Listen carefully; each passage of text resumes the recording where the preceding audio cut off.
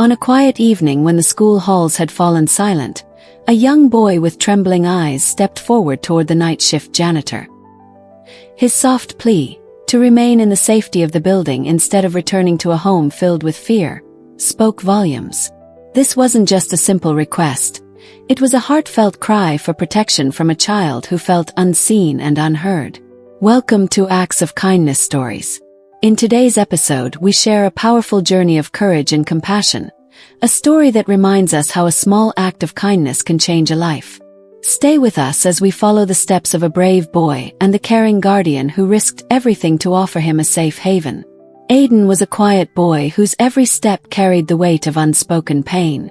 At Ridgeview Middle School, a place where laughter should have mingled with learning, he moved almost imperceptibly, as if the slightest sound might summon an unseen terror. With narrow shoulders and a fragile frame, his presence was often marked by furtive glances downward and a careful avoidance of any touch that might unsettle him. It had not gone unnoticed by the school's staff. His teacher, Mr. Wilson, observed the peculiar way in which Aiden's wrist bore the dark, irregular traces of bruises, subtle yet insistent marks that hinted at a history of harm far beyond a child's ordinary scrapes. In hushed corridors and during quiet moments in class, Mr. Wilson's concern grew. He began to piece together the pattern of Aiden's behavior: a reluctance to speak, a perpetual tension in his posture, and a pervasive sadness that seemed to seep from every pore. Even the school janitor, Mr. Johnson, who often encountered students in the dim glow of late afternoons, remembered an evening when Aiden, with eyes trembling as if caught between hope and despair, had sought refuge in the empty halls.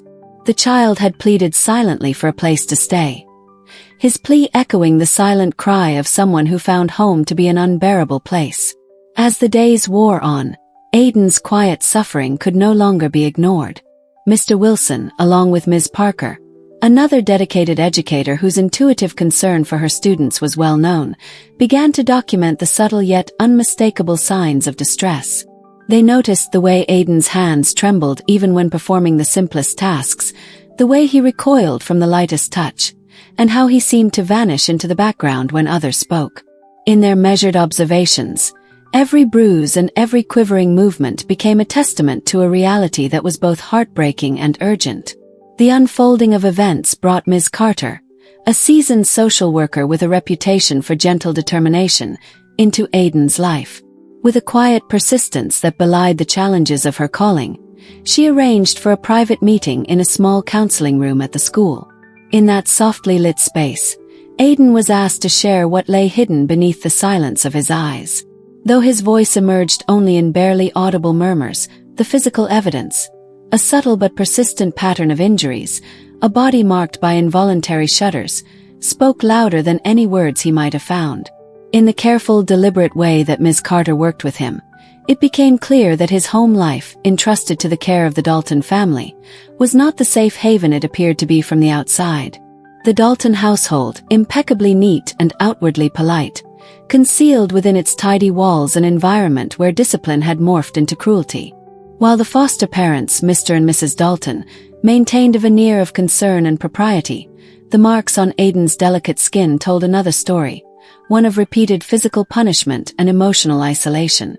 In that home, every bruise was a silent scream and every hesitant step a desperate attempt to escape the invisible chains of fear. For Aiden, the school was no longer merely an institution of learning. It had become the sole sanctuary in a life overshadowed by torment. Within the familiar walls of Ridgeview Middle, the faculty united around Aiden's plight. Every kind gesture, a gentle smile from a fellow teacher, the watchful eyes of a compassionate janitor, and even the small acts of kindness from peers like Olivia, whose caring nature shone through in every supportive glance, served as lifelines thrown into the turbulent waters of his existence.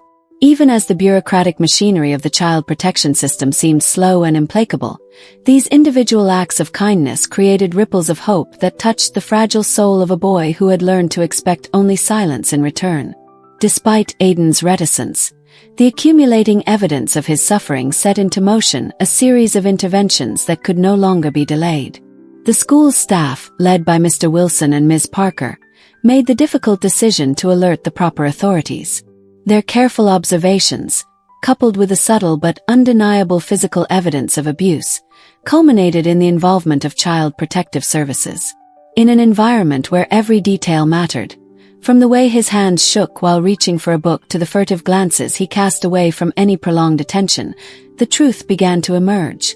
It was the kind of truth that, while painfully raw, could not be dismissed as an innocent misunderstanding. The investigation quickly zeroed in on the Dalton family. For months, the home of Mr. and Mrs. Dalton had hidden its secrets behind a facade of polished interiors and cordial greetings. Yet behind closed doors, the reality was starkly different.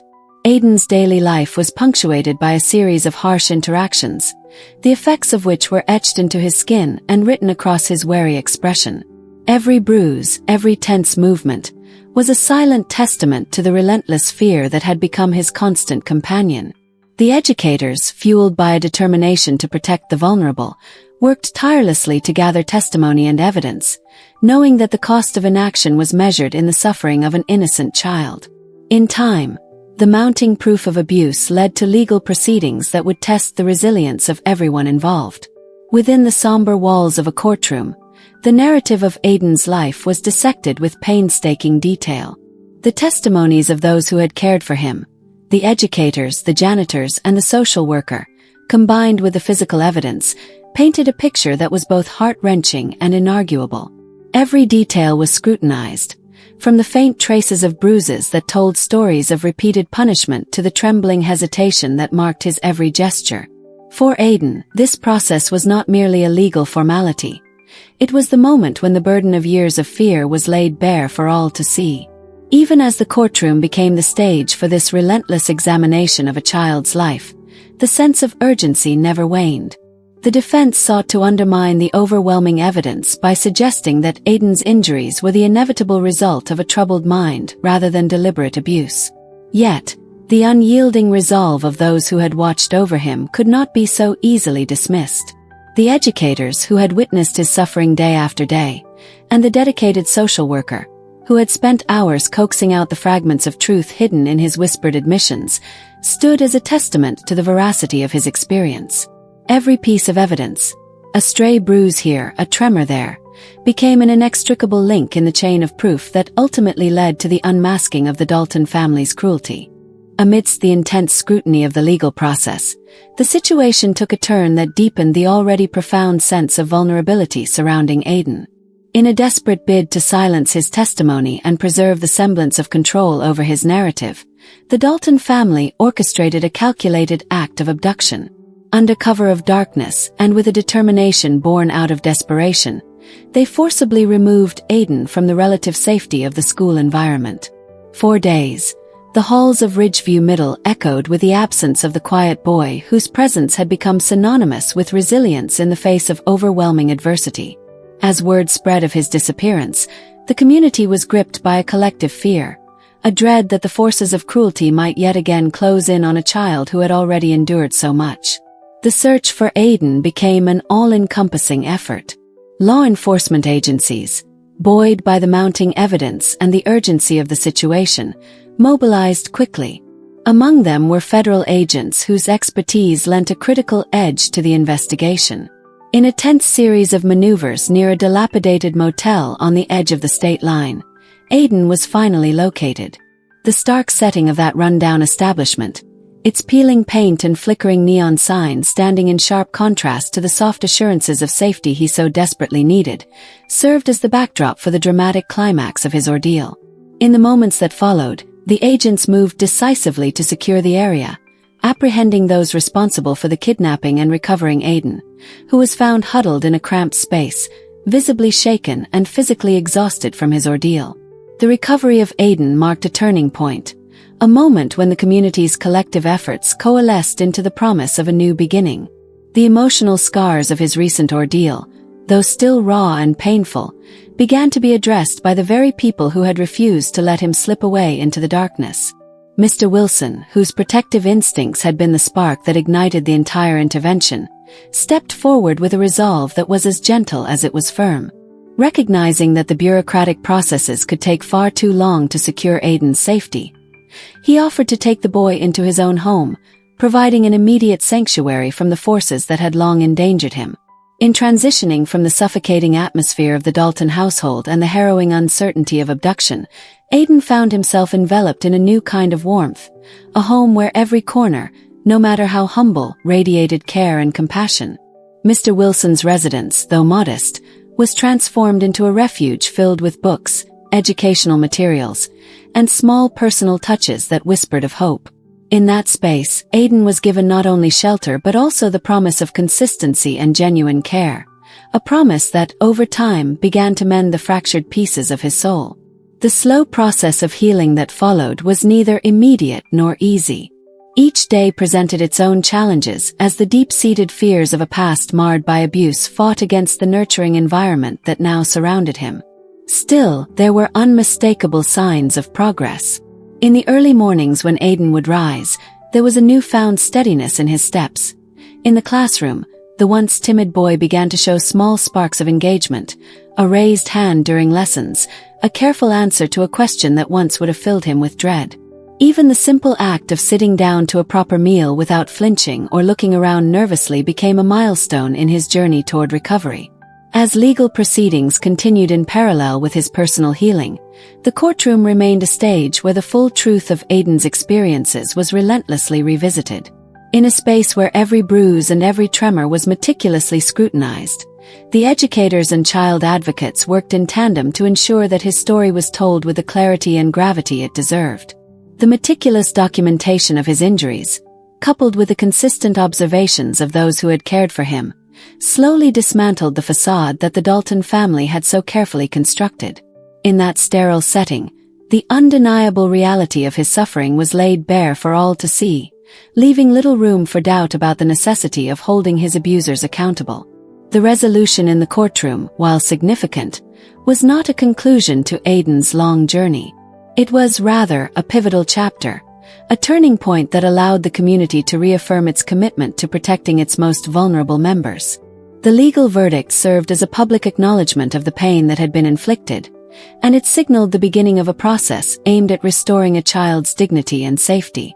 For Aiden, the courtroom was both a battleground and a place of catharsis, a space where the past was confronted and, in doing so, was slowly relinquished to allow for a future that might finally hold the promise of healing. In the aftermath of these harrowing events, the support network that had formed around Aiden proved to be both resilient and expansive.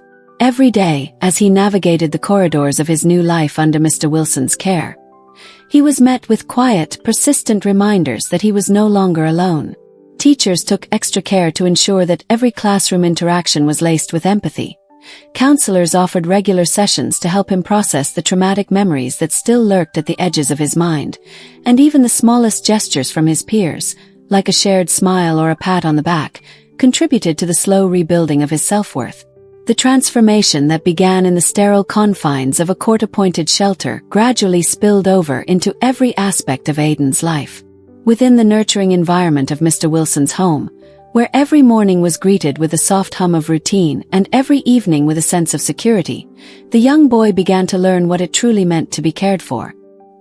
His days, once marked by the constant vigilance of fear, gradually took on a rhythm that was punctuated by moments of genuine joy and spontaneous laughter.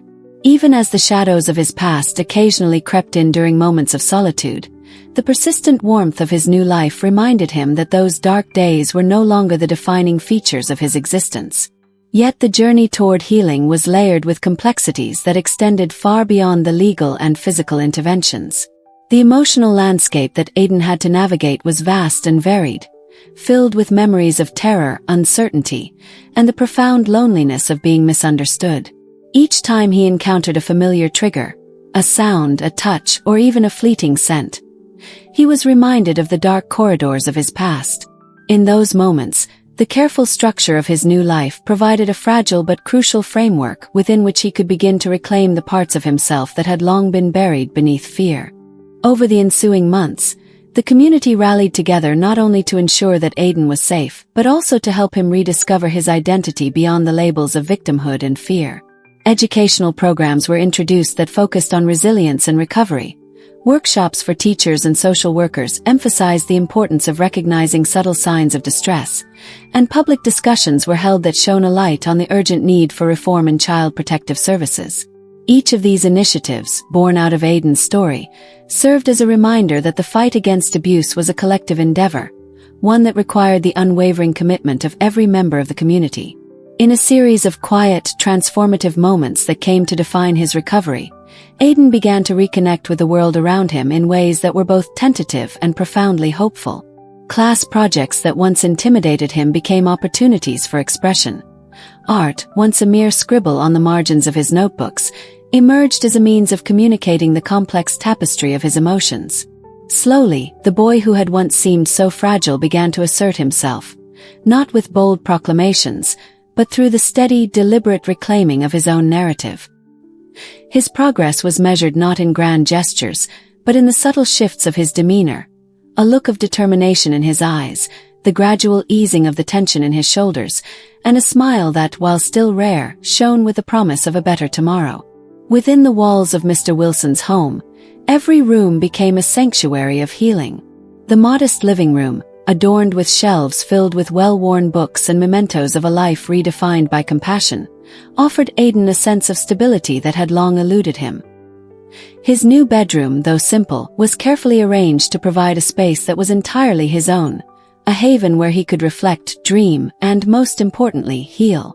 Even the small details of daily life, the routine of breakfast at a set time, the comforting cadence of evening walks around the neighborhood, and the quiet moments spent reading in a cozy corner, served as constant reminders that he was finally in a place where kindness was not just an ideal but a lived reality. As the legal battles receded into the background, replaced by a measured process of healing and adjustment, the impact of Aiden's journey began to resonate far beyond his own personal recovery.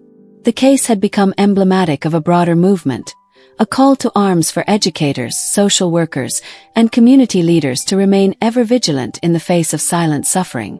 In classrooms across the district, teachers began to incorporate more empathetic approaches into their interactions with students.